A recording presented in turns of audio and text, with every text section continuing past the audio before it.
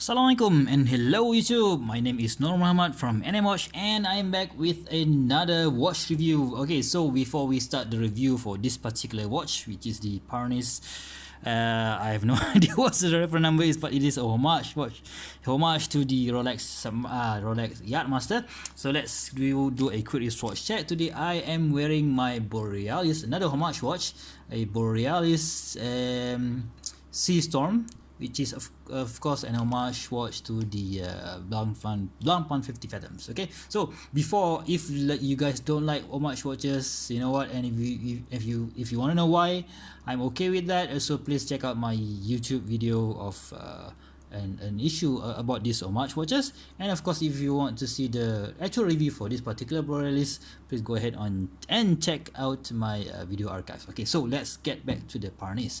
Okay, so yeah, let's first thing first. All right, so let's get the dimensions out of the way, please. Sure. Oh, sorry. Okay, let's get the dimensions out of the way. Right, so yep, if let's say, let's go on with the weight. This is the watch head together with the bracelet. It's like how much? Okay, that's about 142 grams, right? So yeah, not really that heavy. It's still way below 150 grams. And the dimension is about, let's see, yes, this is about 41 millimeters, right?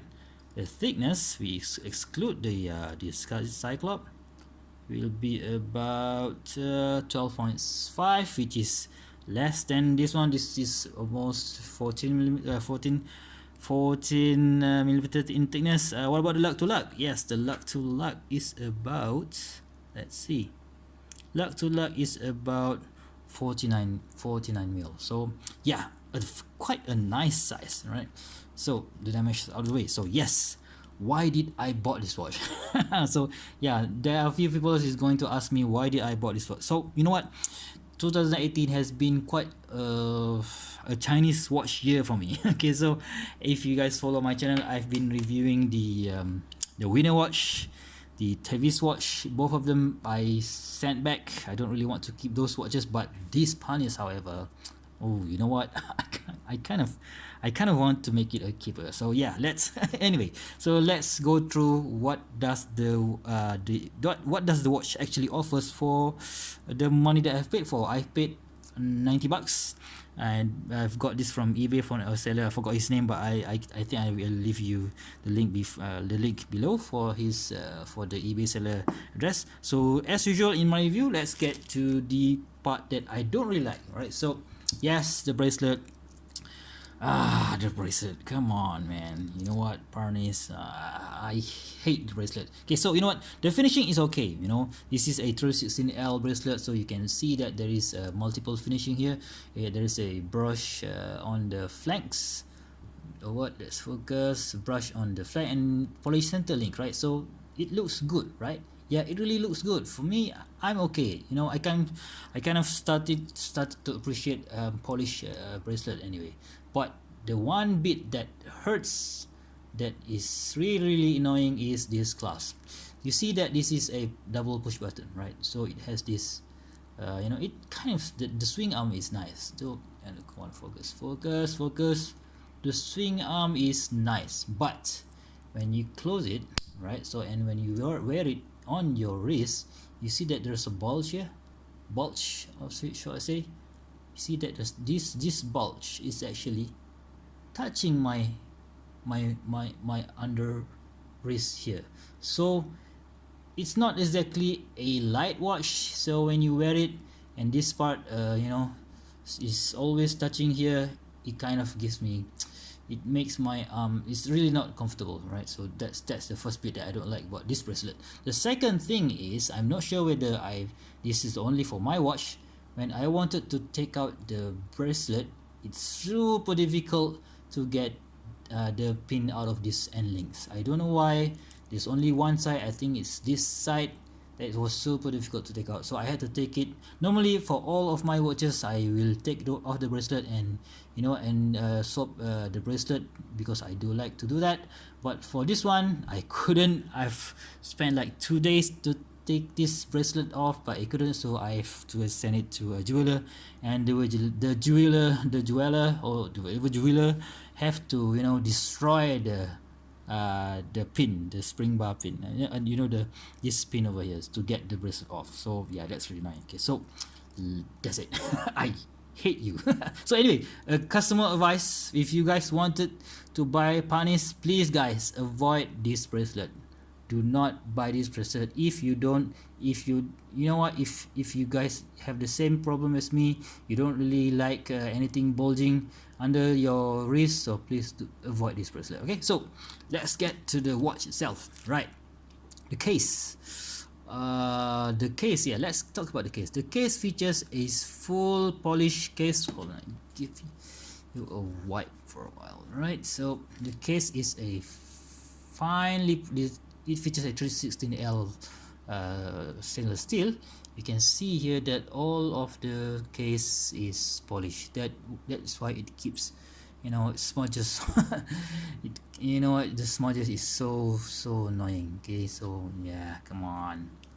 Alright, so we have a fine polishing all over the case, which mimics the I think true to the Rolex Yacht Master design, which I like.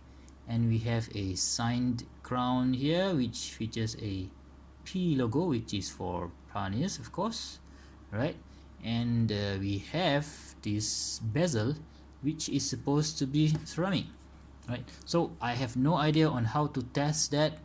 The specification sheet says it's ceramic, so we just have to believe it. As of today, I haven't got to the chance to scratch it off, so maybe it is the case. And yep, and it features a bi-directional bezel, and it is a 60 click bi-directional bezel, and it can move left and right. So yeah, and the most annoying part of this bezel is that it doesn't align perfectly to the watch to the 12-hour marker. So you know, yeah, you're not gonna complain much because my Sumo does that. Another lot more of my watches does that, right? So yeah, we had it, of course. This bezel has this marking up until 10, and we have this how to say, embossed or engraved. I'm not sure if it's engraved. It's not, yeah, I think it's embossed. You can feel the numbers here, which is really cool. Okay, and of course we're going to talk about the dial. Let me zoom a bit closer for you guys. Oh man, I love that sunburst dial. You know what, I think of all the Parnises that I have seen online, this blue dial is such a gorgeous blue dial. I love how it looks similar to the Seiko Turtle Party dial that I have, and you can see the shine, the sunburst dial, really nice. Okay, but of course you can't really you know, complain. Because of the crystal is sapphire, but it doesn't have any reflective coating on it. So yeah, that it kind of, in some angle, it's difficult to appreciate that. But and you turn it around, you can see that blue dial is just gorgeous, right? So of course, for me, this is the first watch that I own. I mean, apart from those two Chinese, the Winner watch and the Tavis watch that I've returned, this is the first watch that I've owned that have this Cyclops. Previously, I really hate the Cyclops, but now I kind of started to appreciate it. Okay, so yeah. It's weird, yeah, but you know what? I started to appreciate the Cyclops. And of course, we have this Mercedes style hour hands, and of course the minute hands, and we have this lollipop style second hands, which also mimics the homaging the Rolex Yacht Master. The difference is on the Rolex Yacht Master, there is a red writing. I forgot what it was written on the Rolex Yacht Master, and here the red writing is only to mention it is automatic, and it says here water resistant 21 joules.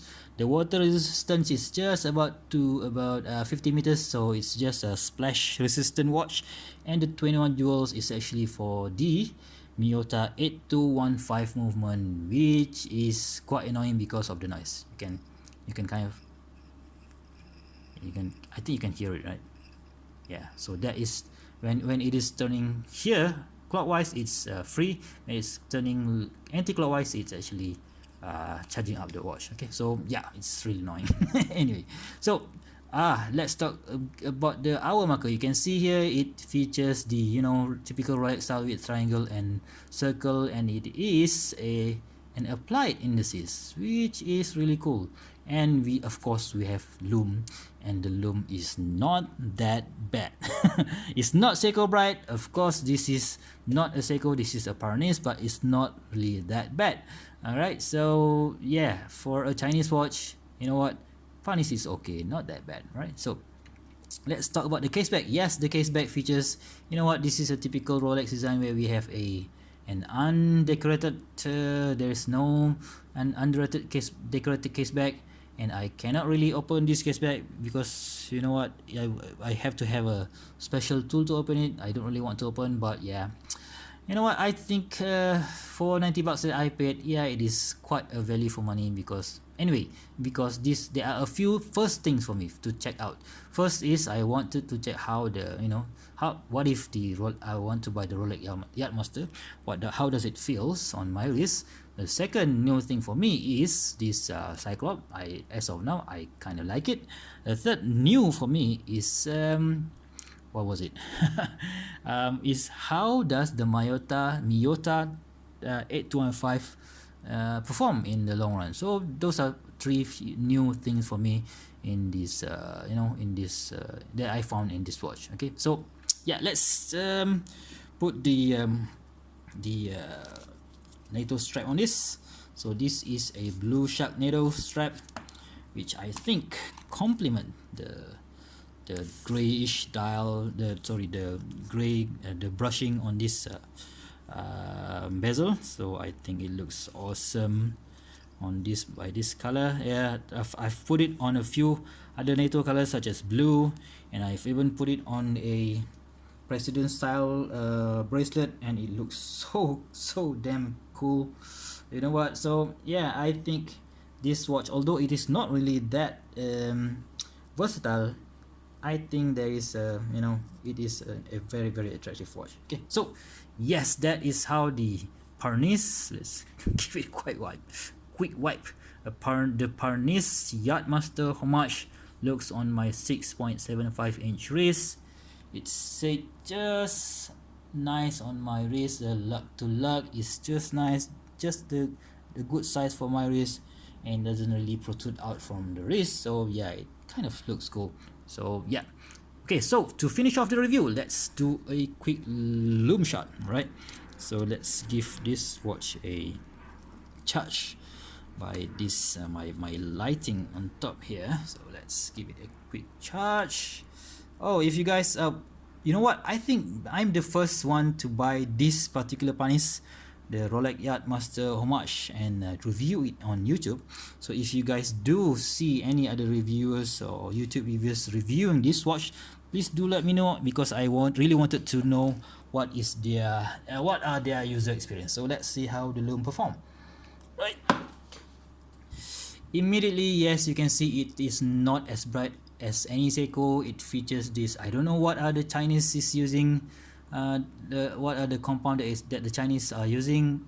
Maybe it is a Super Luminova C1, I'm not sure. But if you compare it to my Borealis, oops, I didn't charge this guy. So you can see, now you can't really compare, but you know what, this Lume, however, lasts maybe for about 5 or 6 hours, or maybe less, maybe 4 hours, but not really that bad. Okay, so one more thing, I forgot to talk about the power reserve. Okay, so because this is using a Miyota 8215 moment, it managed to get about 40 hours of power reserve, so which is okay, right? So it's not really that horrible, such as the one that I reviewed for the movement, the Chinese movement that is found inside the TVs and inside the winner. So those are horrible. Sorry, the winner is horrible, the TVs is okay.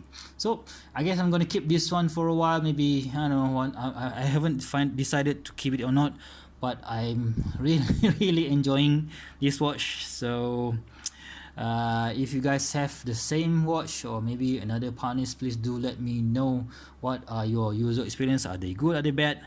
And the Miyota 8215, oh sorry, let's do a crown. Yeah, the crown is a little bit gritty. You can hand wind the movement. Yes, you can see. You can see that you can hear it, that we can hand wind the movement, and we can adjust the date. The date wheel is a little bit dodgy. You can see there. So that is not the fault of Parnis, because this is a Miyota movement, right? And you can just pull all the way out and you can adjust the hand, which is nice. Not really that bad, not as worse as some Vostocks, but not bad at all. All right. So yeah, I think that's all. I think that's all. So as a conclusion, you know what? For a first-time Parnis Parnis buyer, I think this watch is okay. Is it a value for money? Yes, for me at least.